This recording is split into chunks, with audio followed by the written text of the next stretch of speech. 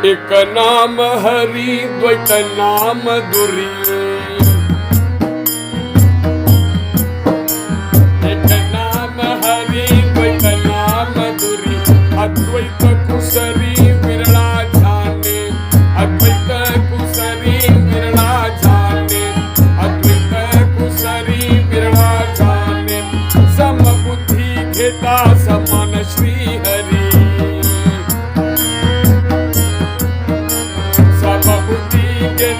समान श्री हरि, शमदमावरी हरि झाला, शमदमावरी हरि झाला, शमदमावरी हरि झाला, सर्वा घटी राम देहा देही एक, सर्वा घटी राम देहा देही एक, सूर्य प्रकाशक सहस्र रश्मी, सूर्य प्रकाशक सहस्र रश्मी, सूर्य प्रकाशक सहस्र रश्मी, ज्ञान देवा चित्ती हरि पाठने मागिलिया जन्मा मुक्त झालो, मागिलिया जन्मा मुक्त झालो, हरि मुखे म्हणा, हरि मुखे म्हणा, पुण्याची गणना कोण करी, पुण्याची गणना कोण करी, पुण्याची गणना कोण करी.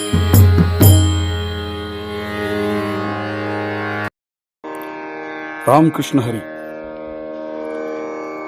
ஹரிபாட்டில் அபங்கம் 15 ஏகநாம ஹரி துவைத்த நாம துரி. ஏகநாம ஹரி துவைத்த நாம துரி, அத்வைத்த குசரி விரலா ஜானே. ஹரிநாமம் அப்படிங்கிற ஒரு நாமத்தையே கைப்பற்றி துவைத்தமாக இருக்கக்கூடிய மற்றது எல்லாத்தையும் தள்ளி வச்சுடு. துவைத்தநாம துரி அப்படிங்கிறார். இவ்வளவுதான் நம்ம பண்ண வேண்டியது. இப்பேற்பட்ட அத்வைத்தமான விஷயத்தை தான் நாம் கடைபிடிக்கணும். ஆனால் அதை புரிஞ்சுக்கிறவா ஏதோ காரணம் ரொம்ப கம்மியாதான் இருக்கா அப்படிங்கிறார் மகாராஜ். சமபுத்தி கேதா சமான ஸ்ரீஹரி, சமதமாவரி ஹரி ஜாலா. சமபுத்தி அப்படிங்கிற விஷயத்தை ஒத்துண்டு ஹரி தர்சனத்தை எங்கும் நம்ம பண்ணலாம். அதை பண்ணினோமானால் சமத்தையும் தமத்தையும் நம்ம சாதனையில எடுத்துட்டு ஹரியை நெருங்கலாம். நம்ம சமதமாவரி ஹரி ஜாலா, அந்த ஹரியை நெருங்கி நம்ம போகலாம். சர்வாகட்டி ராம தேஹா தேஹி ஏக, சூரிய பிரகாசக சஹஸ்ர ரஷ்மி. எப்படி சூரியன் இடத்திலிருந்து ஆயிரக்கணக்கான கிரணங்கள் கிளம்பி வரதோ அதுபோல இருக்கக்கூடிய ஒரு ராமன் தான். அந்த ராமனிடத்திலிருந்து ஆயிரக்கணக்கான கிரணங்கள் போல கிளம்பி வந்ததுதான் இவ்வளவு ஜீவாத்மாக்கள்.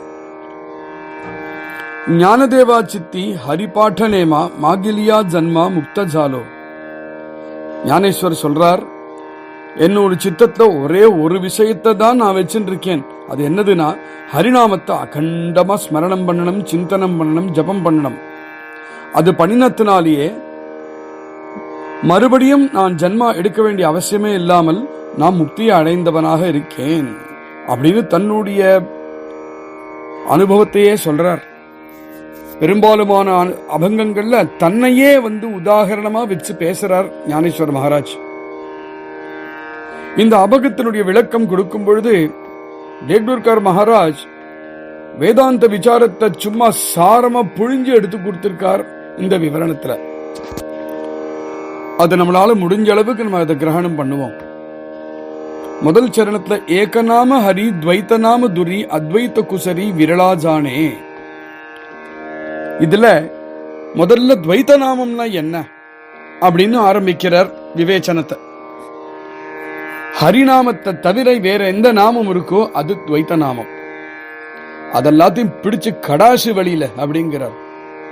துரி அப்படின்னு எடுத்து கடாசு பக்கத்தையே வைக்காதே, தள்ளி போடு எல்லாத்தையும்.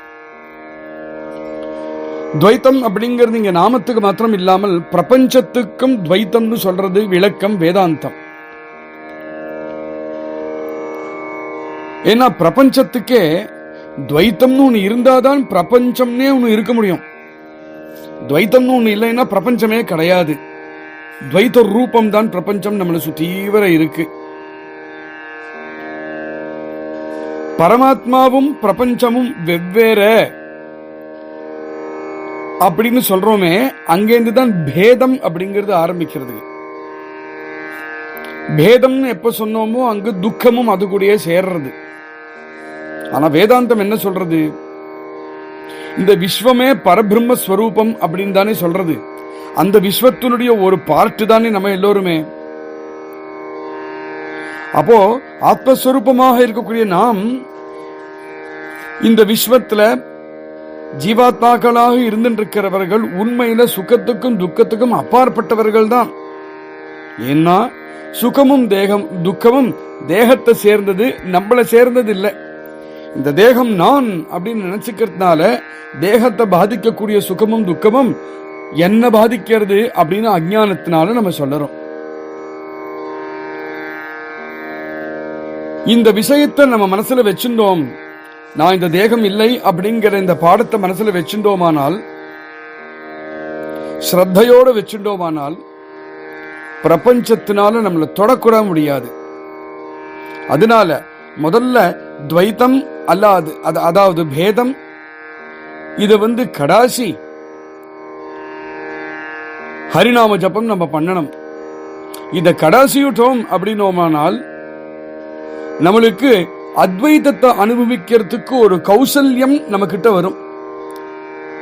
அத்வைதானுபவம் நம்மளுக்கு கிட்ட வரும். அத்வைதானுபவம் வரத்துக்கு துவைத்தத்தை நகர்த்தி விட்டாலே அத்வைதானுபவம் வந்துடும். ஆனா ஞானதேவர் என்ன சொல்றார்? அது என்னவோ தெரியல, இந்த விஷயத்துல பிரவர்த்திக்கிறதுக்கு மனசு வரமாட்டேங்கிறது பெரும்பாலான ஜனங்களுக்கு. அத்வைத கௌசல்யம் அப்படிங்கிறது என்ன அப்படிங்கிறது ஒரு நிமிஷத்தை சொல்லிடுவோம். பக்தி ஞானம் இது ரெண்டுத்தினுடைய உச்சியில இருக்கக்கூடியதுதான் அத்வைத கௌசல்யம். நான் ஏன் இதை மெனக்கிட்டு எடுத்து சொல்றேன்னா, நம்மளாம் பண்ணின பரம பாக்யம் ஸ்ரீ அண்ணா போல இருக்கக்கூடிய குருநாதால் இடத்த நம்ம இருந்ததுக்கு அப்புறம் இந்த பக்தி ஞானம் அப்படிங்கிற மார்க்கத்தை நம்மளை கைப்பிடிச்சு நடத்திட்டு போயிட்டு இருக்கார். இந்த பக்தி ஞானத்துடைய உச்சியில தான் அத்வைத்த கௌசல்யம் இருக்கு. நம்ம அங்கேருந்து ரொம்ப தூரத்துல இல்ல, நம்ம பக்கத்துல தான் இருக்கோம். வாசுதேவம் சர்வமிதி ச மகாத்மாசு துர்லபா அப்படின்னு சொல்றாளே, பகவத்கீதையிலையும் அந்த விஷயங்கள் வரதே. அதனால பேதத்துல நம்ம மாட்டிக்காம இருக்கணும். பேதம் அப்படிங்கறதே 3 விதமா சொல்றது நம்ம சாஸ்திரங்கள். ஸ்வகதம், சஜாத்தியம், விஜாத்தியம் அப்படின்னு 3 விதமான பேதங்கள். ஸ்வகதம் அப்படிங்கிற பேதம் எப்படின்னா, ஒரு மரம் இருக்கு, அந்த மரத்தை களையும் இருக்கு. அந்த மரமும் களையும் வேறன்னு சொல்லுவோமா, ஒன்னேன்னு சொல்லுவோமா? மரம் வேற கலை வேறன்னு சொன்னா எப்படியோ அதுதான் ஸ்வகதமாக இருக்கக்கூடிய பேதம். வேறன்னு சஜாத்தியமான பேதம். ஒரு மாமரம் இருக்கு, அந்த மாமரம் மாதிரியே இன்னொரு மாமரமும் இருக்கு. அப்படின்னா வெவ்வேறு 2 மரம் இருக்கே, இது 2 மாமரம் தான், ஆனா 2 மாமரம்னு சொல்றதுனால 2ன்னு ஒரு பேதம். அங்க விஜாத்தியமான பேதம் அப்படின்னு சொன்னோம்னா, ஒரு பெரிய மாமரம் இருக்கு, பக்கத்துல ஒரு பாறாங்கல் இருக்கு. அப்போ அது மரம், இது பாறாங்கல், இது 2 ஜாத்தியே வேற, விஜாத்தியமான பேதம். ஆனா உண்மையா பார்த்தோமானால் ஸ்ருதி வாக்கியங்களுடைய ஹிருதயத்துல போய் பார்த்தோம்னா இந்த 3 விதமான துவைத்தத்தையும் ஆத்ம விசாரத்துக்கு அது ஒத்துக்கிறதே இல்லை. ஏன்னா அது என்ன சொல்றது? ஏகம் அத்விதீயம் பிரம்ம, பிரம்மத்தை தவிர வேற ஒண்ணுமே கிடையாதுன்னு அடிச்சு பேசுறது ஸ்ருதி வாக்கியங்கள். சில பேர் சொல்லலாம், இப்படி பேதாத்மகமாக இருக்கக்கூடிய ஸ்ருதி எங்கேந்து வந்தது? ஈஸ்வரனிடத்திலிருந்து தானே வந்தது. அப்போ எப்பேற்பட்ட அப்போ எப்போ இந்த பேதாத்மகமான ஸ்ருதி ஈஸ்வரன் இடத்துல இருந்தாலே வந்ததோ பேதாத்மகமா தானே இருக்கும். அப்ப அது என்ன குற்றம் அப்படின்னு சில பேர் சொல்லறா. இந்த எண்ணத்தோட இருந்தோமானால் அத்வைதத்தை ஒரு காலம் நம்மளால அனுபவிக்க முடியாது. இப்ப இவா கேட்கிற கேள்விக்கு பதிலும் மகாராஜே சொல்றார். அது என்னன்னா, பேதாத்மகமாக இருக்கக்கூடியது ஈஸ்வரன் கிட்டேந்து வந்ததுன்னு நீ சொல்றதே அங்க ஒரு தப்பு இருக்கு. துவைத்தம் அப்படிங்கிறது எங்கேந்து வந்தது, பேதம் அப்படிங்கிறது எங்கேந்து வந்தது, ஜீவனுடைய கல்பனையிலேந்து தான் பேதம் வருது. வேதாந்த சாஸ்திரங்களே சிருஷ்டியில ரெண்டு விதமான சிருஷ்டியை சொல்றது, ஜீவ சிருஷ்டி, ஈச சிருஷ்டி அப்படின்னு சொல்றது. அது என்னன்னா, இந்த ஜகத்தை படைச்சது யாரு? ஈஸ்வரன். ஆனா படைச்ச சிருஷ்டியை போகம் பண்றது, அனுபவிக்கிறது யாரு? ஜீவன். இது எப்படின்னா, ஒரு ஸ்திரீ ஒருவரிடத்திலிருந்து ஒரு ஸ்திரீ குழந்தையாக தோன்றறா. ஆனா அவளுடைய அனுபவம் அவ பத்திக்கு தானே கிடைக்கிறது. தகப்பன் இந்த ஸ்திரீயை பெத்து கொடுக்கிறான். ஆனா அவளுக்கு விவாகம் பண்ணி கொடுத்ததுக்கு அப்புறம் அந்த பத்தியோட அவ போகம் பண்ணிட்டு இருக்கா அப்படின்னு சொல்ற மாதிரி, அந்த ஸ்திரீக்கு பதிலா இங்க ஜெகத்தை பாருங்கோ, அந்த தகப்பனுக்கு பதிலா ஈஸ்வரனை பாருங்கோ, பத்திக்கு பதிலா ஜீவனை பாருங்கோ. அப்போ இந்த மாயை அப்படின்னு இருக்கே, ஜீவனுக்கு ஈஸ்வரனுக்கு இந்த மாயை சிருஷ்டி பண்றதுக்காக இருக்கக்கூடிய ஒரு சாதனமாக இருக்கா. அதே மாயை ஜீவனுக்கு சங்கல்ப போகத்துக்காக சாதனமா இருக்கா. அதுதான் பரம ஆச்சரியம். இங்க இது ஒரு விசாரம். அப்ப இந்த விசாரம் நம்மளுக்கு என்ன சொல்றது? ஈஸ்வரன் தான் சிருஷ்டிச்சான். ஆனா சிருஷ்டி எல்லாருக்கும் பொதுவாதான் அவன் கொடுத்தான். இந்த சிருஷ்டிய ஒவ்வொருவனும் ஒவ்வொரு ஜீவனும் தன்னுடைய மனோவிருத்தி பிரகாரம் இந்த சிருஷ்டிய அனுபவிக்கிறான். எல்லாருக்கும் சமமா தான் இருக்கு எல்லாமே. அப்போ வித்தியாசம் எங்க இருக்கு? அனுபவத்துல இருக்கு. அனுபவம் அதுக்கு அடிப்படை என்ன? சித்த விருத்தி தான் அடிப்படை. இது ஒரு விசாரம். ஒரு ஜீவன் அவன் கிட்ட ஒரு மணி கிடைக்கிறது, அத ஒரு ரத்னம் வச்சுப்போமே, அது ரத்னம் கிடைக்கிறது. அது கிடைச்சதும் ரொம்ப சந்தோஷப்படுறது அந்த ஜீவன். அது இன்னொரு ஜீவன் பார்க்கறது, அவனுக்கு கிடைச்சது பாரு, எனக்கு கிடைக்கல பாரு அப்படின்னு அதுக்கு ஒரே மன வருத்தமா போயிடுது. இன்னும் மூணாவது ஒரு ஜீவன் ஒண்ணு இருக்கு, அவ இவ்வாறு ரெண்டு பேரையும் பார்த்துட்டு இருக்கான். ஆனா இந்த மூணாவது ஜீவன் விரக்த புருஷனாக இருக்கிறதுனால அந்த மணியை பார்த்து ஆனந்தமும் படல, மணியை பார்த்து துக்கமும் படல. விரக்தனாக இருக்கிறதுனாலேயே இது ரெண்டு இமோஷனும் இல்லாம இருக்கு அந்த மூணாவது ஜீவன். இப்ப மணி அதே மணிதான், ஆனா மூணு விதமான ஆக்காரம் வரது பார்த்தேளா?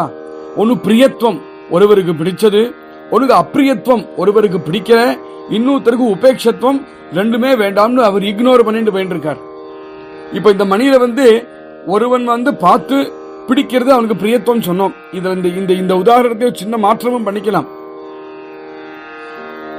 மணிக்கு பதிலா இந்த மணியே வச்சுட்டோம். சில பேருக்கு இந்த மணி பிடிக்கிறது, சில பேருக்கு இந்த மணி பிடிக்கிறதுல அப்படின்னு சில பேர் இருப்பா. அது என்னவோ காரணம் வாழ்க்கை பிடிக்கல. சாரி கடையில போய் இந்த சாரி ஒருத்தருக்கு பிடிச்சது, அதே சாரி இன்னொருத்தருக்கு பிடிக்க மாட்டேங்கிறது சொல்றோமே, அது மாதிரி தான் மணியும் சாரியும் ஒண்ணுதான்.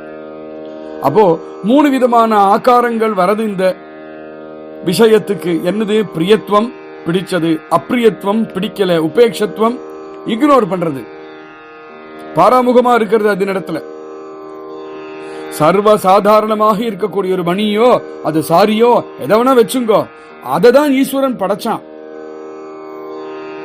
ஆனா இந்த மூணு குணங்கள் நம்ம பார்த்தோமே, இப்ப மூணு ஆக்காரங்கள் பார்த்தோமே, அது எங்கேருந்து வந்தது? அது ஜீவன் கிட்ட இருந்தவோ வந்தது. ஒரு ஸ்திரீ ஒருவள் பத்னியாக இருக்கா, மாட்டு பொண்ணா இருக்கா, நாத்தனாரா இருக்கா, அம்மாவா இருக்கா, தங்கையா இருக்கா, ஒரே ஸ்திரீ தான் இவ்வளவு ரோல்ஸ் அவளுக்கு. இப்ப இந்த ரோல்லாம் எப்படி இந்த ரோல் அவளுக்கு அமையறது? யார் இந்த ரோலை கொடுக்கறா அப்படின்னா, அவளுக்கு பதி இருந்தாலானால் பத்னிங்கிற ரோல், மாமனார் மாமியார் இருந்தா அப்படின்னா மாட்டுப்பொண்ணு அப்படிங்கிற ரோல், குழந்தைகள் இருந்தால்னா அம்மா அப்படிங்கிற ரோல். ஆனா இத்தனை ரோல் இருக்கேங்கிறதுல வெவ்வேறு ஸ்திரீ இல்லையே, ஒரே ஸ்திரீ தானே. அவளே தனக்கு மேல இவ்வளவு ரோல்ஸ் அவ ஆரோபிச்சுக்கவும் இல்லையே. இத்தனை அவளை சுத்தி வர இவ்வளவு பேர் இருக்காளே, இவானாலதான் இவளுக்கு இவ்வளவு ரோல் வருது. அப்போ அபேதமா இருக்கக்கூடியவர் இந்த ஸ்திரீ. இந்த அம்மா, பத்னி, நாத்தனார் அப்படிங்கிற பேதங்கள்லாம் வருதே, இதெல்லாம் மற்றவர்கள்னாலே தவிர அவள்னால இல்ல.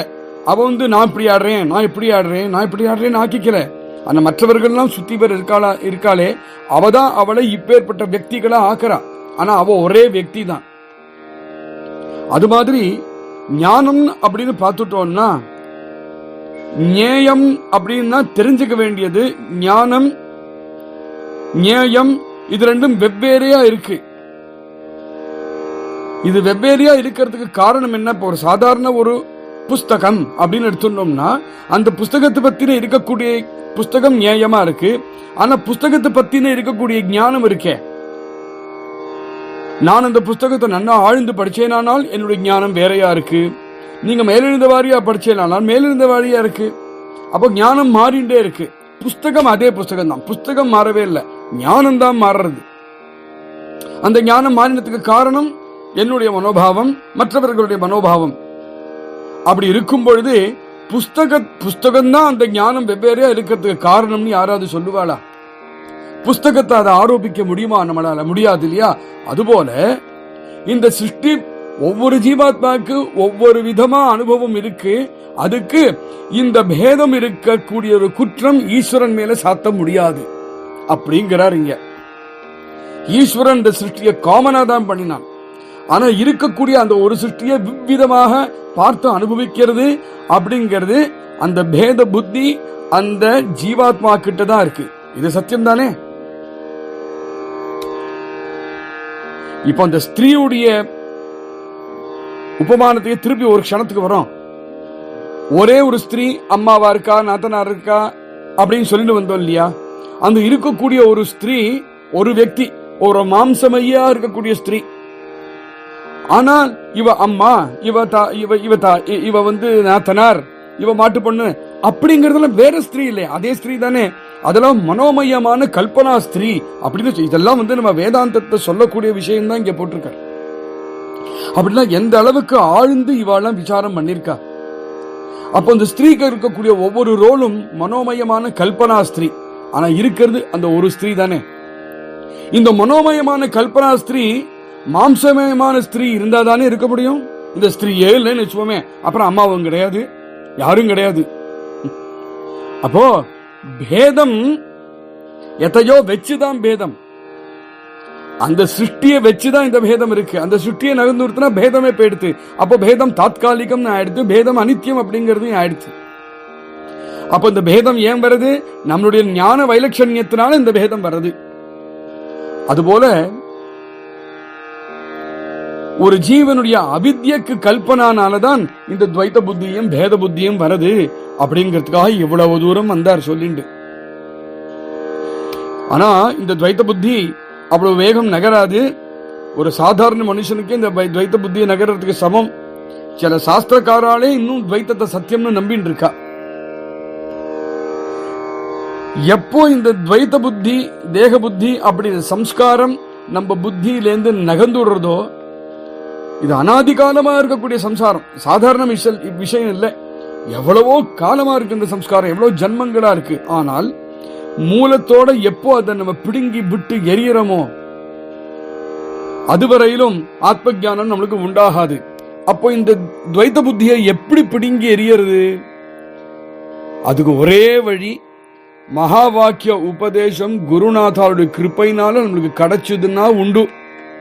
அதனாலதான் அவர் சொல்றார், அத்வைத குசரி விரலா ஜானே, அத்வைத்த ஞானம் ரொம்ப கம்மியான பேருக்கு தான் இருக்கு அப்படின்னு சொல்றாலே, அதுக்கூட அடக்கம் ரொம்ப கம்மியான பேர் தான் குருநாதாவுடைய கிருப்பைக்கு பாத்திரமாகி அவரிடத்திலிருந்து உபதேசம் பெற்றிருக்கார்கள்.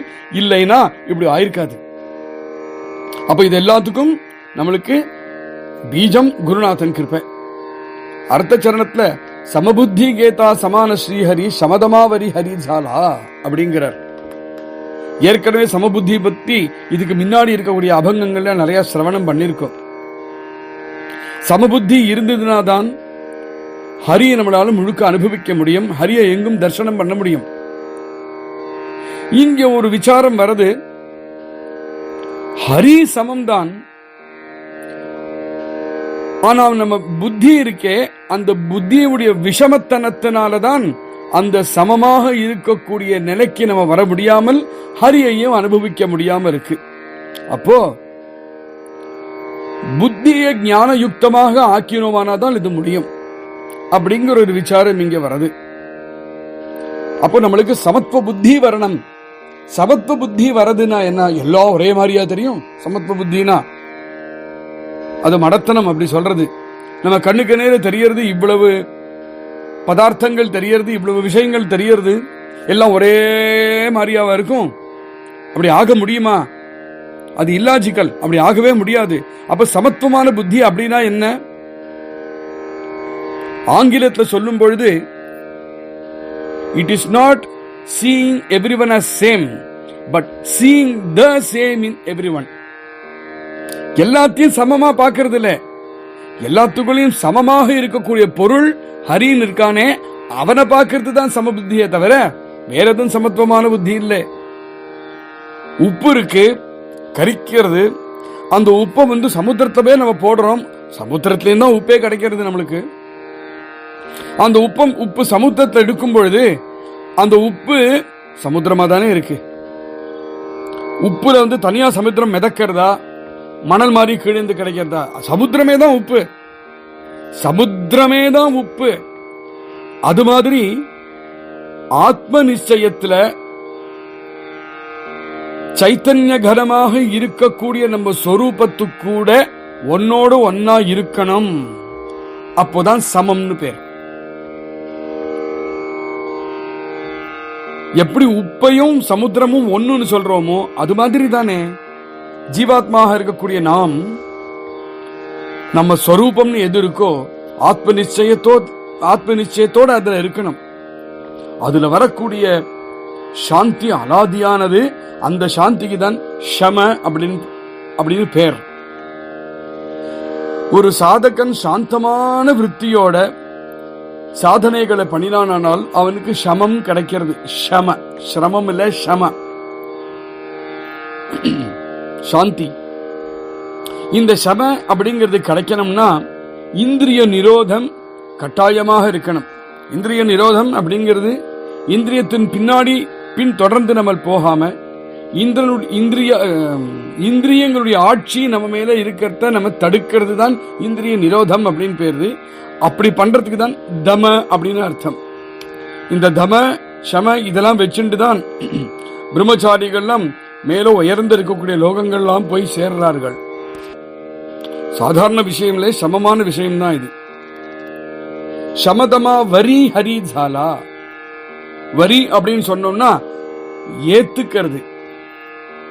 இந்த சமத்தையும் தமத்தையும் சாதனைகளான நம்ம ஏத்துண்டு நம்ம புத்தியில தோஷ நிவர்த்தியாகி சமத்துவத்தை அடைஞ்சு எங்கும் ஹரிய பார்க்கலாம். கடைசியில ஹரி ரூபமாகவே நம்மும் ஆகலாம் அப்படிங்கறது அடிச்சு பேசுறார் இங்க ஞானேஸ்வர் மகாராஜ். சர்வாகட்டி ராம தேகாதேகி ஏக சூரிய பிரகாஷக சஹஸ்ர ரஷ்மி. சர்வாகட்டி, கட்டி அப்படின்னா தேகம். தேகங்கள் நிறைய இருக்கலாம், ஆனா ஒவ்வொரு தேகத்திலும் இருக்கக்கூடிய ராமன் ஒரே ஒரு தத்துவம் தான். எப்படி? சூரிய பிரகாஷக சஹஸ்ர ரஷ்மி. ஒரு சூரியன் ஒரே சூரியன் தான். அந்த சூரியன் கிட்டேந்து வரக்கூடிய கிரணங்கள் சஹஸ்ர கிரணங்கள் இருக்கு. அதுபோல ஒரே ராமன் தான், அவன் கிட்டேந்து வந்ததுதான் பல ஜீவாத்மாக்களாக தென்படுறது. இதுல சில ரொம்ப ருச்சிகரமான விசாரங்கள்லாம் இருக்கு. வேதாந்தபரமான விசாரம் தான். முடிஞ்ச அளவுக்கு நான் சொல்ல பிரயத்தனம் பண்றேன். நீங்களும் முடிஞ்ச அளவுக்கு கேட்க பிரயத்தனம் பண்ணுங்க, புரிஞ்சுக்க பிரயத்தனப்படுத்துங்க. ஆத்மைகத்துவம் அப்படிங்கிறது ஒண்ணு இருக்கு. ஆத்மைகத்துவம் அப்படிங்கிறது ஆத்மாவாக இருந்து அதை நம்ம தெரிஞ்சுக்கிறது. இத நம்ம ஒத்துக்கணும்னா எங்கும் ஆத்மா மாத்திரம்தான் இருக்குன்னு சொன்னோம்னா துவைத்தமாக இருக்கக்கூடிய பிரத்யக்ஷ பிரமாணமாக இருக்கக்கூடிய துவைத்தம் இருக்கே அது என்னத்துக்கு ஆகிறது? அப்போ நான் நீ இது அப்படின்னு நான் ஒவ்வொன்னா தனித்தனியா நம்ம ஐடென்டிஃபை பண்றோமே அது என்ன ஆகும் அப்படிங்கிற ஒரு விசாரம். இதுக்கு சொல்றார் அவர் மகாராஜ். ஒரு குழந்தை இருக்கான், அந்த குழந்தை வளர்ந்து யுவாவா ஆகிறான், யுவாவா ஆனதுக்கு அப்புறம் இன்னும் வளர்றான், அதுக்கப்புறம் வயசானவனா போறான். இது எல்லாருக்கும் இதுக்கு இருக்கக்கூடிய காலக்கிரமத்தை நடக்கக்கூடியது தானே. சின்ன கை குழந்தையா இருந்தவன் ஒரு சின்ன குழந்தைய ஆனப்புறமும் நான் குழந்தைன்னு சொல்லிட்டு இருப்பானா? அவன் யுவாவா ஆனதுக்கு அப்புறம் நான் குழந்தைன்னு சொல்லிப்பானா? இல்ல விருத்தனா போனதுக்கு அப்புறம் நான் யுவான்னு சொல்லிப்பானா? அதெல்லாம் சொல்லவே மாட்டானே அவன். ஏன்னா அவனுக்கு நான் அப்படிங்கிற என்ன ஒரு உணர்ச்சி இருக்கோ அது குழந்தையா இருக்கும்போது என்ன உணர்ச்சியா இருந்தோ அதே உணர்ச்சி தான் வயசான தொண்டுகிழமா ஆனதுக்கு அப்புறமும் அந்த நான் அப்படிங்கிற எண்ணம் மாத்திரம் மாறவே இல்லை. அப்ப மாறினது எது? சரீரம் மாறிச்சு. அப்போ ஆத்மால பேதம் இல்ல, பேதம் முழுக்க உன் சரீரத்தையே நடந்துட்டு இருக்கு. அதையே அப்படியே பிரபஞ்சத்துல போட்டுடும். ஆனால் பேதம் எல்லாம் ஆத்மாவை சேர்ந்தது இல்லை அப்படிங்கிறது புரிஞ்சுடும். ஆத்மா அப்படிங்கிறது மாறாம எங்கும் அப்படியே ஒரே மாதிரி இருக்கு அப்படிங்கிறது புரிஞ்சுடும். சரி, இப்ப இன்னொரு விசாரம் வருது. அப்போ ஆத்மா தான் எங்கும் இருக்கு, ஒரே ஆத்மா தான் எங்கும் இருக்குன்னா அப்ப விவகாரங்கள்லாம் நடக்காது. என்னென்னலாமோ நடக்கிறது இன்னைக்கு உலகத்துல. இந்த விவகாரங்கள்லாம் நடக்காதே. ஏன்னா இந்த விவகாரங்கள்லாம் நடக்கணும்னா ஆத்மபேதம் இருந்தா தானே. நான் உங்களுக்கு ஒரு லட்டு கொடுக்கிறேன், நீங்க இந்த லட்டு சாப்பிடுறேன்னா கொடுக்கிறவன் ஒருவன் இருந்து சாப்பிடுறவன் ஒருவன் இருந்து லட்டுன்னு ஒண்ணு இருந்தா தானே இந்த விவகாரமே நடக்கும். எல்லாமே ஆத்மானா யாரு யாருக்கு கொடுக்கறது அப்படிங்கிற ஒரு விசாரம். எல்லா வியக்தியினிடத்து எனக்கு நான் அப்படிங்கிற எண்ணம் இருக்கு, உங்களுக்கு நீங்கள் அப்படிங்கிற உங்களுக்கு ஒரு எண்ணம் இருக்கு. அதுக்கு அகம் பிரத்யம் அப்படின்னு பேரு. அது இருக்கிறதால தானே நான் ஸ்ரீனிவாசனா இருக்கேன், நீங்க ராதாகிருஷ்ணனா இருக்கேன், நீங்க ராமசுவாமியா இருக்கேன், நீங்க மீனாட்சியா இருக்கேன். இதான் அபாவாளுக்கு நான் அப்படிங்கிற ஒரு எண்ணம் இருந்தாதான். அது இல்லைனாக்கா இந்த பேரு வேற்றுமையும் வராது, இந்த ரூப வேற்றுமையும் வராது. அதனால நாம் எல்லாம் வியக்தியா இருக்கோம், வியக்தியாக இருக்கிறதுனாலதான் விவகாரமும் நடத்துகிறோம். அதை சொல்ல வர்றார். அப்போ பேதம்னு நீ இருந்தா தானே இதெல்லாம் நடக்கும். எல்லாம் ஒரே ஆத்மா அப்படின்னு சொன்னோம்னா இதெல்லாம் நடக்காதுங்கிறது விடுங்கோ. ஆத்மா அனாத்ம விசாரம் பண்ணணும்னாலே பேதம் பிடிச்ச ஒரு ஜீவன் இருந்தா தானே பண்ண முடியும் அப்படின்னு ஒரு விசாரம். அதுக்கு அவர் சொல்றார், சரீரம் அப்படிங்கிறது 3 விதமாக இருக்கு. ஸ்தூலம், சூக்ஷ்மம், காரணம் அப்படின்னு 3 சரீரம் இருக்கு. அகம் பிரத்யம் அப்படிங்கிறது ஆத்மாவுடைய பேதம் அப்படின்னு சொல்ல முடியாது. இப்போ ஒருவன் தூங்கிட்டு இருக்கான், அப்புறம் முழிச்சுக்கிறான். முழிச்சுன்ற நேரத்திலும் ஜாகிரதி நேரையும் சுசுப்தி நேரமும் இருக்கு அவனுக்கு. இது ரெண்டுத்தையும் அனுபவிச்சவன் ஒருவன் தானே. அவனை சுத்தி வர இருக்கக்கூடிய சூழ்நிலை தான் மாறுறது. இதுல இப்ப நம்மளுக்கே கை இருக்கு, கால் இருக்கு, தலை இருக்கு, கண்கள் இருக்கு, எல்லாம் ஒவ்வொன்றும் வெவ்வேறு அதாவது அந்தந்த வேலை பண்றது. கண்ணு பாக்கிறது, காது கேட்கறது, மூக்கு முகறது, எல்லாம் அந்த ஒரு டியூட்டியை தான் பண்ணிட்டு இருக்கு. ஆனா அனுபவிக்க கூடியவன் ஒவ்வொன்றையும் தனியாவ அனுபவிக்கிறான். ஒரு நல்ல கச்சேரி கேட்கிறோம் அப்படின்னா கண்ணுக்கு நேர கச்சேரி பாடுறவா தெரியறா, காதுல கானம் விழறது, அங்க யாரா பர்ஃபியூம் போட்டுன்னா பர்ஃபியூம் ஸ்மெல்லும் வருது. பசிக்கிறதுனா ஏதாவது சாப்பிட்டு கூட கச்சேரி கேட்கிறான். இதெல்லாம் அனுபவம். இது எல்லாத்துடைய அனுபவமும் சமஷ்டியா தான் நம்ம கிட்ட இருக்கே தவிர ஒவ்வொரு பாக்குற அனுபவம் தனி, கேட்கிற அனுபவம் தனி, முகூர்ற அனுபவம் தனி, ஒவ்வொரு அனுபவம் தனித்தனியா இல்ல. அந்த அனுபவங்களும் ஏகத்திரித்தமா ஒரே இடத்துல போய் சமஷ்டியாக தான் இருக்கு. அப்போ சமஷ்டியாக எங்க போயின்னு இருக்கோ அது ஒரே இடத்துக்கு தான் போகிறது. அப்படி இருக்கும் பொழுது ஆத்மா ஒரே ஆத்மாவா தான் இருக்கு.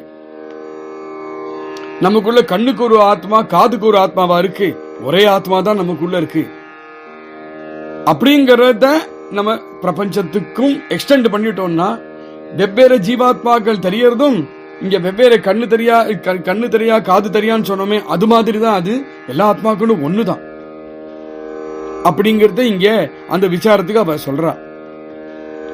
சாஸ்திரங்களே தேவன், மனுஷன், கந்தர்வன், பிதரன், அசுரன், பித்ருக்கள், அசுராள், இப்படிலாம் சொல்றதே.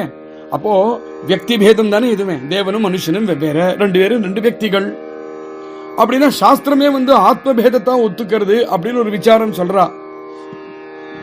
அதுக்கு நறுக்குன்னு பதில் சொல்றார், அடாப்பா இந்த பேதம் ஆத்ம பேதம் இல்ல, இது உபாதி பேதம். ஆத்மா ஒண்ணுதான், உபாதிகள் தான். தேவன் அப்படிங்கிற ரூபம் உபாதி, மனுஷன் அப்படிங்கிற ரூபம் வேற உபாதி. ஆத்மீகத்துவம் இருக்குன்னு நீங்க சொன்னீங்கன்னா சரி ஒத்துக்கிறேன், எல்லா இடத்துலயும் ஒரே ஆத்மா. இப்ப அர்த்த பக்கத்துக்கு வர்றார், எல்லா இடத்துலயும் ஒரே ஆத்மா தான் இருக்கு, எல்லா ஜீவன்களையும் ஒரு ஆத்மா தான் இருக்குன்னு வச்சுப்போமே. இந்த ஜீவன்களுக்கு எல்லாம் சுக துக்கானுபவம் இருக்கு. போக்தாவாக இருக்கக்கூடிய ஆத்மா ஒரே ஆத்மா தான் எல்லா சரீரத்திலும் இருக்கு நீங்க சொன்னீங்கன்னா, நான் சுகப்பட்டேன்னா அந்த சுகம் உங்களுக்கும் தெரியணும், நான் துக்கப்பட்டேன்னா அந்த துக்கம் உங்களுக்கும் தெரியணும். அப்படி இல்லையே, என் சுகம் எனக்கு இருக்கு, என் துக்கம் எனக்கு இருக்கு, உங்களுக்கு வேற சுகம் இருக்கு, வேற துக்கம் இருக்கு. ஆத்மா ஒண்ணுதான்னாக்கா ஒரே மாதிரி இருந்திருக்கலாம் நம்ம அனுபவம். இதுல இருந்தே ஆத்மா ஒண்ணு இல்லை அப்படின்னு ஒரு விசாரம் சொல்றா. உடனே அதுக்கு பதில் சொல்றார், ஆத்மா ஒண்ணுதான், ஆனா ஆபாசம்னு எது சொல்றோமோ அதுதான் வெவ்வேறையா இருக்கு. அதாவது ஒவ்வொரு தேகம் இருக்கு, அந்த தேகம் எதனால கட்டுப்பட்டிருக்கு? கர்மாக்கள்னாலையும் கர்ம பலன்கள்னாலையும் தேகம் கட்டுப்பட்டிருக்கு. இந்த கர்ம பேதம் இருக்கிறதுனால போக்திருத்துவ பேதமும் வருது. கர்ம பேதம் இல்லாம இருந்திருந்தா போக்திருத்துவ பேதம் இருந்திருக்காது. ஆகையினால என்னுடைய சுகம் என்னுடைய கர்ம பேதத்தினால வந்தது, அதை நான் மாத்திரம் தான் அனுபவிப்பேன், நீங்க அதை அனுபவிக்க முடியாது. போக்திருத்துவ பேதம் இருக்கிறதுனாலதான் அப்படி இருக்கு. சுகமும் துக்கமும் ஒரு போக்தாக்கு தானே தவிர ஆத்மாக்கு இல்ல. நிறைய பானைகள் இருக்கு, அதுல ஒரு பானையில நிறைய தூசி இருக்கு அப்படின்னா எல்லா பானையிலயுமா தூசி இருக்கு? அந்தந்த பானைக்கு அந்தந்த தூசி. ஏதாவது பானை கிளீனா இருக்கா, அந்த பானை கிளீனாவும் இருக்கு. அதுபோலதான் சுகமும் துக்கமும் இந்த ஜீவராசிக்குள்ள இருக்கக்கூடிய ஒரு தூசி, இந்த பானைக்குள்ள இருக்கக்கூடிய தூசி இங்க இருக்குங்கிறதுனால எல்லா பானையிலும் இருக்காது அப்படின்னு அத சொல்றார். அந்த விசாரத்தை அடிக்கிறார். அப்படி சரி, ஆத்மா ஒரே ஆத்மா தான் சொல்றா. தேவர்கள், மனுஷர்கள், கிருமிகள், கீட்டகம் வரைக்கும் ஒரே ஆத்மா தான் நீங்க சொல்றேன். அப்படியே இருந்தாலும் ஆத்மா சர்வஜனாக இருக்கிறதுனால அப்போ சின்ன ஈ எறும்புல இருந்து ஆரம்பிச்ச தேவன் வரைக்கும் எல்லாரும் சர்வஜனா இருக்கணுமே அப்படின்னு ஒரு விசாரம். விதி நிஷேதம் அப்படிங்கிறது சாஸ்திரங்கள் தான் கொடுக்கிறது. அப்புறம் அதுக்கு அர்த்தமே இல்லாம போயிடும். எல்லாரும் சர்வஜனாக ஆட முடியாது. எல்லாருமே சர்வஜனா இல்லாம அஞ்ஞானிகளாக தான் இருந்திருக்கா. சர்வஜனாக இருக்கிறது ஆத்மா மாத்திரம்தான் இருக்கு. அப்போ ஆத்மா ஒண்ணுதான் அப்படின்னாலும் அது ஒரு சரீரத்தை இருக்கும் பொழுது அந்த சரீரத்தை இருக்கக்கூடிய புத்திய அது அக்செப்ட் பண்ணிக்கிறது. அதை அப்படி அக்செப்ட் பண்ணிக்கிறதுனாலதான் அந்த சுகமும் துக்கமும் எது இருக்கோ அந்த சரீரத்தில் இருக்கக்கூடிய சுக துக்கத்தை தான் அது அனுபவிச்சுட்டு இருக்கு. அது அந்த ஆத்மாவுடைய அனுபவம் அப்படின்னு நம்ம சொல்ல முடியாது. அதை அனுபவிச்சுட்டு இருக்கிறதுனால ஆத்மா வெவ்வேற, ஒவ்வொரு ஜீவனுக்குள்ளயும் ஒவ்வொரு ஆத்மான்னு சொல்ல முடியாது. இப்ப பந்தம் மோட்சம் அப்படிங்கிற ரெண்டு நிலை இருக்கு. எல்லா ஆத்மாவும் ஒரே ஆத்மா தான் அப்படின்னா, நான் பந்தமா இருந்தாலும் எல்லாரும் பந்தமா இருக்கணும், நான் மோட்சம் அடைஞ்சேன்னா எல்லாருக்கும் மோட்சம் கிடைக்கணும் அப்படிங்கிற ஒரு விசாரமும் சொல்றா. அதுக்கு அழகா அவர் சொல்றார், பந்தம் மோட்சம் இது ரெண்டுமே ஆத்மாவை சேர்ந்த விஷயம் இல்லையே தவிர ஆத்ம ஞானத்தை சேர்ந்த விஷயம். குரு கிருபை இருந்து உபதேசம் இருந்ததுனாதான் மோட்சம் அப்படிங்கிறது நம்மளுக்கு கிடைக்கும். எல்லாம் இருக்கட்டும், ஜீவன் அப்படிங்கிறது அநேகம் நிறைய இருக்கு. ஒரு ஜீவன்ல நிறைய ஜீவன்கள் தான் இருக்கா. ஜீவன் அநேகனா இருந்துட்டு ஆனா அந்த ஜீவன நித்தியன், ஜீவன சர்வவியாபின்னு சொல்லிட்டோம்னு வச்சுப்போமே. இത്ര அநேகமாக இருக்கக்கூடிய நித்தியமாகவும் சர்வவியாபியாகவும் ஜீவன் இருந்தா அவளை நியமனம் பண்றதுக்கு யாராவது வேணுமே, கண்ட்ரோல் பண்றதுக்கு யாராவது வேணுமே. ஏன்னா எல்லாம் நித்தியம், எல்லாரும் சர்வவியாபி. ஆனா நிறைய இருக்கு அப்படின்னா, நிறைய இருக்கக்கூடிய இவ்வளவு நித்திய சர்வவியாபி ஜீவன்களை கண்ட்ரோல் பண்றதுக்கு ஒரு ஆத்மா வேணும். அந்த ஆத்மான்னு சொல்லிட்டோம்னா அப்புறம் அந்த ஆத்மாக்கும் இதே டிபேட் தான் நடக்கும். அப்புறம் அந்த ஆத்மாக்கு வேற ஆத்மா வேணும். இது இன்ஃபைனைட்டா போயிட்டு இருக்கும். அதனாலேயே ஜீவாத்மாக்கள் எல்லாருமே ஒரே ஆத்மஸ்வரூபம் தான் அப்படிங்கிறது தான் சத்தியம் அப்படின்னு நிர்ணயம் பண்றார். இத புரிய வைக்கிறதுக்காக தான் சூரியனை ஒரு உதாரணமா எடுத்துட்டார். சர்வாகட்டி ராம தேகாதேகி ஏக சூரிய பிரகாசக சஹஸ்ர ரஷ்மி. எப்படி சூரியன்ல இருந்து பல கிரணங்கள் வரதோ அந்த பரமாத்மா இடத்திலிருந்து பல கிரணங்களா இருக்கக்கூடியதுதான் ஜீவாத்மாக்கள். சூரியன் இல்லையானால் இந்த கிரணமே கிடையாது, பரமாத்மா இல்லையானால் ஜீவாத்மாவே கிடையாது. இந்த உதாரணத்தை கொடுத்ததுனால வியாபகத்துவத்தையும் அவர் சொல்றார், அதே சமயத்துல பிரகாசத்துவத்தையும் அவர் சொல்றார். இதுல ஒரு அருமையான விஷயம் என்னன்னா, நம்முடைய இந்திரியங்கள் மனசு புத்தி எல்லாம் இருக்கே, அதுலாமும் ஒரு பிரகாசம் தான். இப்ப ஜீவாத்மாங்கிறது பரமாத்மா கிட்டே இருந்து ஒரு பிரகாசம் சொன்னோம். இப்போ இந்த ஜீவாத்மா இடத்துல இருந்து பிரகாசமா வர்றதுதான் இந்திரியம் மனசு புத்தி எல்லாமே. ஏன்னா இதெல்லாம் பிரகாசக அப்படின்னு சொல்லுவோம். இதன் மூலமா தான் நம்மளுக்கு ஞானம் கிடைக்கிறது, அதனால பிரகாசகன்னு பேரு. ஆனா இதுகளால பிரகாசம் கொடுக்க முடியாது. இதுகளே பிரகாசத்துக்கு ஆத்ம பிரகாசத்துலதான் நாடி இருக்கு. அப்போ ஆத்ம பிரகாசத்திலிருந்து வரக்கூடிய பிரகாசத்தினாலதான் இந்திரியம் மனசு புத்தி எல்லாம் வேலை பண்றது. அப்ப ஆத்மாக்கு எங்கேருந்து பிரகாசம் கிடைச்சது? ஆத்மாக்கு எங்கேருந்து கிடைக்க வேண்டிய அவசியம் இல்லை. ஆத்மா ஸ்வயம் பிரகாசமானது, ஸ்வயம் வேத்தியமானது, அகண்டமான சித் பிரகாசமானது தான் ஆத்மா. அந்த அகண்டமாக இருக்கக்கூடிய சித் பிரகாசத்திலிருந்து பல்விதமான சித் விருத்திகள் வருதே, அந்த பல்விதமான வரக்கூடிய சித்ரிகள் அகண்டமா தான் அதுவும் வருது. அதுதான் அதுடைய கிரணங்கள். சூரியன் போல சித் பிரகாசம் அகண்டமாக இருக்கக்கூடிய ஆத்மஸ்வரூபத்துக்கு அதிலிருந்து விருத்திகள், விவிதமான விருத்திகள் அதுடைய கிரணங்களாக வெளியில வருது. கடைசி வரியில சொல்றார், ஞானதேவ சித்தி ஹரிபாட்ட நேமா மாகிலியா ஜன்மா முக்தஜாலோ. பிரம்மாதி தேவர்கள் பர்யந்தம் எவனும் மிருத்யுலேந்து தப்பிச்சவன் கிடையாது. இந்த சாம்சாரிகமான அனர்த்தம் இருக்கே, இதனுடைய சோர்ஸ், இதனுடைய ஒரிஜினே எங்கேந்து இந்த சம்சாரத்தில் இருக்கக்கூடிய அனர்த்தம் நடந்துட்டு இருக்கே, இந்த அனர்த்தத்துக்கே மூலம் எது அப்படின்னா ஜன்மம். ஜன்மம் இல்லைன்னா அந்த சம்சாரம் கிடையாது. ஜன்மத்துக்கு எது மூலம்? ஜன்மம் என்னது? ஜன்மமே அசாஸ்வதமாக இருக்கக்கூடிய நிலை, அது ஒரு துக்காலயமே.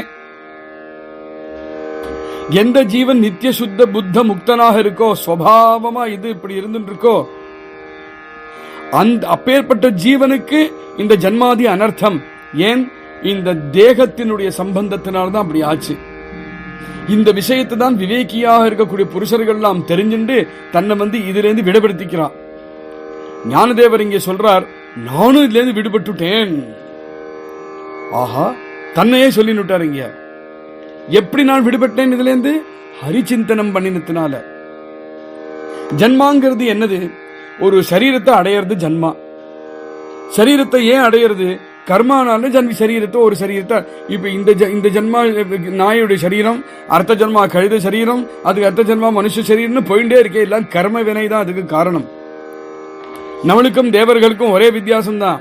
அவளுக்கு கொஞ்சம் சுகம் ப்ரப்போர்ஷன் அதிகம், துக்கம் ப்ரப்போர்ஷன் ரொம்ப கம்மி. பாக்கி பசுபக்ஷி கீட்டகர் யோனிகள் மொத்தத்திலாம் இருக்கே, அதுக்கெல்லாம் சுகம் ரொம்ப கம்மி, துக்கம் அதிகம். இந்த சுகம் துக்கம் சில பேருக்கு ஜாஸ்தி, சில பேருக்கு கம்மி நமக்குள்ளேயே. அதுக்கு காரணம் அவாவா பண்ணின சுப கர்மாக்களும் அசுப கர்மாக்கள் தான் அதுக்கு காரணம். அப்போ கர்மாக்கள் எப்போ நாசம் அடையிறதோ அப்போ இந்த ஜன்மாவும் நாசம், ஜன்மம் எடுக்கிறது அப்படிங்கிற பிரக்கிரியையும் நாசம் அடையும். கர்மாவை நாசம் பண்ணிவிடலாமா? கர்மா நாசம் அடையிறதுனா என்ன? கர்மாக்களே இல்லாம இருக்கிறது கர்ம நாசம் இல்லை. கர்ம நாசத்தோட இந்த உலகமே இருக்க முடியாது. கர்மா நடந்துட்டே இருக்கணும். அப்போ கர்மாக்களுக்கு ஒரு பீஜம் இருக்கு. அது என்னது? ராகமும் துவேஷமும். ராகம் அப்படிங்கிறது ஸ்வீகார ரூபமாக இருக்கக்கூடிய கர்மா, ஸ்வீகார ரூபமாக இருக்கக்கூடிய ஒரு விருத்தி. துவேஷம் அப்படிங்கிறது திரஸ்காரம், அதாவது வேண்டாம்னு தள்ளி வைக்கக்கூடிய ஒரு வித்தி. அந்த விருத்திகள் இருக்கிறதுனால சுபம் அசுபம் அப்படிங்கிற கர்மாக்கள் நடக்கிறது. நம்மளுக்கு பிடிச்சது அப்படின்னு ஒண்ணு வந்துடுத்துனா ஒரு விதமான கர்மா, பிடிக்காதது அப்படின்னு வந்துடுத்துனா ஒரு விதமான கர்மா. சிலது சுப கர்மாவா இருக்கும், சிலது அசுப கர்மாவா அமையும். அப்போ இந்த ராகமும் தேசமும் இருக்கே, இதை அழிச்சுட்டோம் அப்படின்னா கர்மாக்கள் அழிஞ்சிடும். ஆனா ராகத்தையும் துவேஷத்தையும் எப்படி அழிக்கிறது? ராகமும் துவேஷத்துக்கும் மூலம் தேகாபிமானத்துல இருக்கு. தேகாபிமானத்தை நம்ம வேண்டான்னு வச்சுட்டோம்னா ராகத்வேஷம் போயிடும். அப்படி பண்ணிட முடியுமா? தேகாபிமானம் இல்லாம இருக்க முடியுமா? நிச்சயமா இருக்க முடியுங்கிறார் மகாராஜ். இப்ப நீ ஆழ்ந்த தூக்கத்தை சுசுப்தியில இருக்கும் பொழுது எங்க இருக்கு தேகாபிமானம்? தேகாபிமானமே இல்லாமனா இருக்க, நித்தியம் இதை அனுபவிச்சுட்டு தானே இருக்கேன் நீ. அதனால தேகாபிமானம் போனோம். தேகநாசம்னு யாரும் இதை இன்டர்பிரேட் பண்ணக்கூடாது. ராகத்வேஷம் நாசமாகணுமானால் தேக நாசம் இல்லை, தேகாபிமான நாசம் ஆகணும். இந்த தேகாபிமான நாசம் ஆகணும்னா அதுக்கு மூலம் என்ன? அதுக்கு மூலம் ஸ்வரூபத்தினுடைய அஜ்ஞானம் தான் அதுக்கு மூலம். என்னுடைய ஸ்வரூபம் என்னது அப்படின்னு இருக்கு அப்படின்னு நான் தெரிஞ்சினேனால் தானா தேகாபிமானம் போக போறது. அப்போ ஜன்மத்துக்கு காரணம் இதுக்கு பின்னாடி இது, இதுக்கு பின்னாடி இது, இதுக்கு பின்னாடி இதுன்னு அஜ்ஞானம் வரைக்கும் போய் நிக்கிறது ஜன்மம். ஜன்மத்துக்கு காரணம் கர்மா, கர்மாக்கு காரணம் ராகத்வேஷம், ராகத்வேஷத்துக்கு காரணம் தேகாபிமானம், தேகாபிமானத்துக்கு காரணம் அஜ்ஞானம். அப்படின்னு இது ஒரு பரம்பரையாகவே இருக்கு. இந்த பரம்பரையிலேருந்து எப்படி விடுபடுறாயோ அப்பதான் மோட்சம். அப்போ இந்த பரம்பரையிலேருந்து எப்படி விடுபடணும்? சம தம அப்படிங்கிற சாதனைகளை அங்கீகரிச்சா போருமே அப்படிங்கிறார் மகாராஜ். இங்க அங்கீகரிச்சுடுப்பா, அதுக்கப்புறம் அதை ஒன்னு அழைச்சிட்டு போகுமே. சமமும் தமும் முழுக்க வந்தானும் நான் சொல்லல. சமத்தையும் தமத்தையும் அங்கீகரிச்சுனுட்டையானால் மெதுவா துவைத புத்தி பேத புத்தி அப்படிங்கிற நகரும், துவைத புத்தியும் பேத புத்தியும் நகர நகர நகர நகர எங்கும் ஹரிய நம்ம பார்க்கலாம், எங்கும் நிறைய ஹரிய நம்ம அனுபவிக்கலாம். அவனுடைய நாம ஜபத்தை அகண்டமா சிந்தனம் பண்ண ஆரம்பிச்சுட்டோமானால் நம்ம ஹிருதயத்தை ஒரு பிரகாசம் உண்டாகும். அந்த பிரகாசம் வந்ததுக்கு அப்புறம் ஜன்மாவா மிருத்யுவா அப்படின்னு ஒரு கேள்வி கேட்கிறார். அந்த ஹிருதய பிரகாசம், ஹரி சிந்தன ஹிருதய பிரகாசம் உண்டானவனுக்கு எங்கடா ஜென்மம், எங்கடா மிருத்யு? அப்போ நம்மளுக்கு தெரிஞ்சுக்க வேண்டியது அகண்டமான பகவத் பஜனை பண்ணணும், சர்வ கர்ம நாசம் பண்ணணும், அஜ்ஞான நாசம் பண்ணணும். ஜன்ம நாசம் ஆகும், தானாகவே மிருத்யு நாசமும் ஆயிடும்.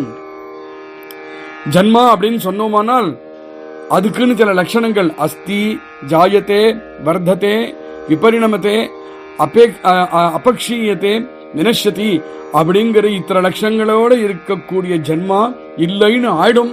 அந்த ஜன்மா அப்படி இல்லைன்னு ஆனமானால் ஹரிநாம சிந்தனம் பண்ணு அப்படின்னு சொல்லி முடிக்கிறார். இந்த விவரணத்தை கொஞ்சம் விசாரமான சொன்ன விவரணம் தான். ஆனா அவர் அதை சொன்ன முத்தான விஷயங்கள்லாம் விட்டு போகக்கூடாது அப்படிங்கறதுனால கொஞ்சம் அதிகமான காலம் ஆனாலும் இந்த விவரணத்தை சொல்லணும் அப்படின்னு எடுத்துட்டு சொன்னோம். ராமகிருஷ்ண ஹரி.